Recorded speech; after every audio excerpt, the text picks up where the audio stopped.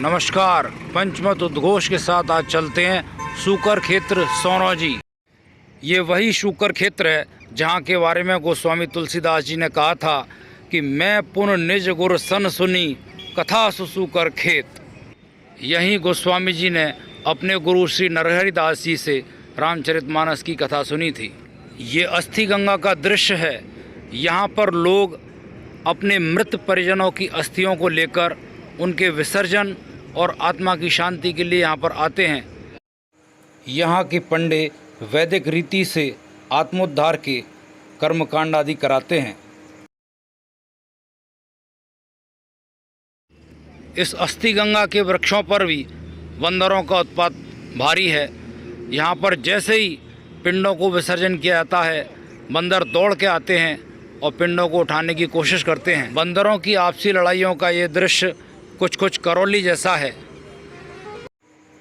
अस्थि गंगा में अस्थियां विसर्जन करने के बाद मृतकों के परिजन बड़ी धारा पर कचला घाट पर पहुंच जाते हैं, जहां इन दिनों गंगा अपने वृहद रूप में है।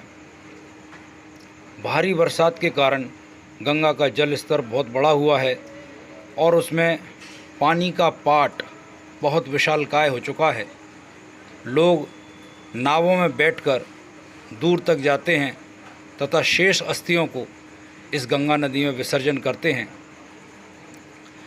लोग अपने देवी देवताओं को भी गंगा स्नान के लिए यहाँ लाते हैं और उनके उद्धार के लिए सारे प्रयास करते हैं।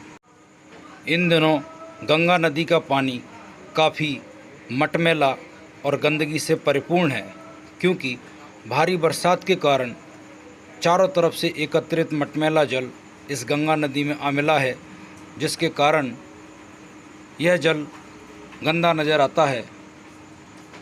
दूर दूर से आने वाले यात्रियों के लिए यह गंदा जल भी गंगा जल में मिलने के कारण सुरसर का रूप धारण कर चुका है।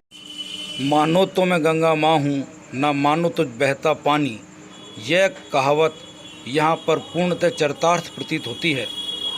यहाँ लोगों की श्रद्धा का सैलाब इतना ऊंचा होता है कि वो अपने सुसंस्कृत और बहुत ज़्यादा पढ़े लिखे होने के संस्कारों को भूल जाते हैं और मस्त गंग तरंगों को जब वो देखते हैं तो गंदे पानी को देख के भले ही उनके मन में ये बात आती हो कि वो नहाएंगे नहीं, पर जब वो बीच धार में गंग तरंगों के बीच जाते हैं तो उनका मन मचल उठता है और पूर्वजन्म के संस्कार इतने प्रबल हो जाते हैं कि उनके सामने सिर्फ एक ही विकल्प रह जाता है कि स्वतः ही गंगा नदी में छलांग मार देते हैं। हालांकि इन दिनों गंगा नदी का प्रवाह बहुत तेज़ है, तो बहुत संभल कर लोग उसमें उतरते हैं और कम पानी में ही स्नान कर लेते हैं, किंतु गंगा जल में नहाने की अपनी रस्म को पूरी श्रद्धा और विश्वास के साथ निभाते हैं।